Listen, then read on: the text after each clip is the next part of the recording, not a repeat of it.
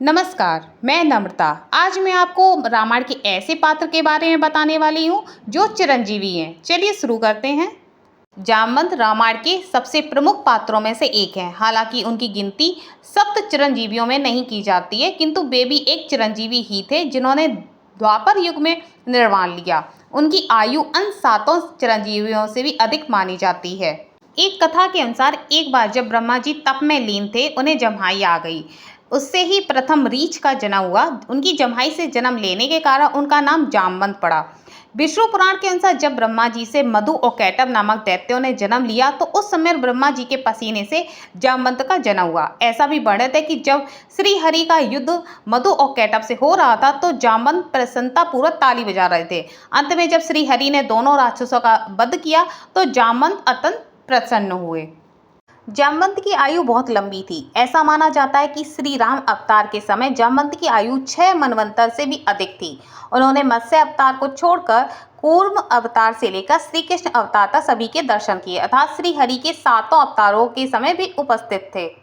उन्हें अत्यंत विद्वान, बुद्धिमान, वेद पाठी और सदा अध्ययन करने वाला बताया जाता है। उन्हें सभी वेद, पुराण, शास्त्र कंठस्थ थे। श्री राम की सेना में वे सबसे वयोवृद्ध और बुद्धिमान थे और इसी कारण श्री राम भी उनका बड़ा सम्मान करते थे और उनसे सलाह लिया करते थे। उनका आकार बहुत विशाल बताया गया है। आकार में वे कुंभकर्ण से तनिक ही छोटे थे। जब लक्ष्मण को शक्ति लगी थी तो उन्होंने ही हनुमान को 4 दुर्लभ बूटियों के बारे में बताया था, जिनमें से एक संजीवनी भी थी। जब सुग्रीव ने बानर सेना को माता सीता की खोज में चारों दिशाओं में भेजा था तो अंगद की नेतृत्व में जामवंत, हनुमान इत्यादि दक्षिण दिशा में गए। सुग्रीव ने विशेष रूप से जामवंत को अंगद के साथ भेजा ताकि वे अपने अनुभव से दल का सुरक्षित नेतृत्व कर सकें। जब सागर तट पर पहुंचकर सभी उस विशाल समुद्र को देखकर हताश हो जाते हैं तो जामवंत ही हनुमान को उनकी शक्तियों का भान करवाते हैं, जिसके बाद हनुमान समुद्र को लांघते हैं।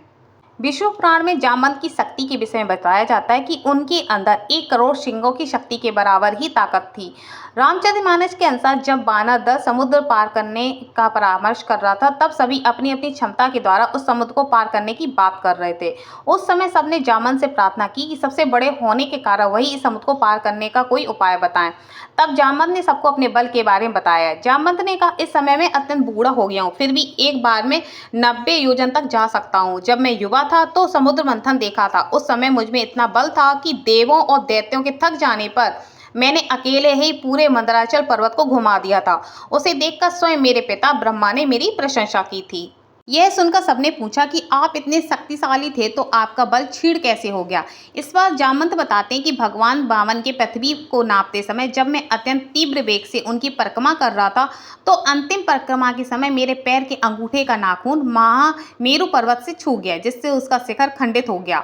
इसे मेरु पर्वत ने अपना अपमान माना और मेरे बल को क्षीण हो जाने का श्राप दे दिया।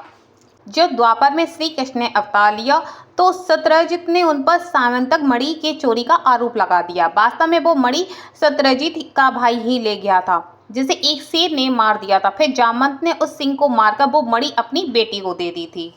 जब श्री कृष्ण उस मणि को ढूंढने निकले तो जामवंत की गुफा में पहुंचे। वहां जब उन्होंने मणि को देखा तो लेना चाहा। इस पर श्री कृष्ण और जामवंत में घोर युद्ध हुआ। भगवत पुराण के अनुसार वो युद्ध 28 दिनों तक चलता रहा। वहीं विष्णु पुराण के अनुसार ये युद्ध 21 दिनों तक चला। अंत में जामवंत पसीने से लसपस्त हो गए और थक गए।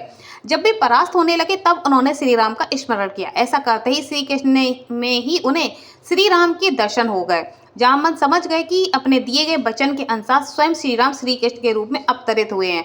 उनका अभिमान भंग हो गया और उन्होंने श्री कृष्ण के स्वरूप को पहचानकर उनसे क्षमा याचना की। बाद में उन्होंने अपनी पुत्री जामवंती का विवाह श्री कृष्ण से कर दिया और स्वयं निर्वाण ले लिया। ऐसा माना जाता है कि उत्तर प्रदेश की बरेली में जामवंत तपो गुफा नाम की एक गुफा है। कहा जाता है कि जामवंत यहीं त्रेता से लेकर द्वापर युग तक भगवान की प्रतीक्षा करते रहे हैं। उम्मीद है आपको ये वीडियो पसंद आई होगी। चैनल को सब्सक्राइब कीजिए, वीडियो को लाइक कीजिए और अपने दोस्तों के साथ शेयर कीजिए। देखने के लिए धन्यवाद।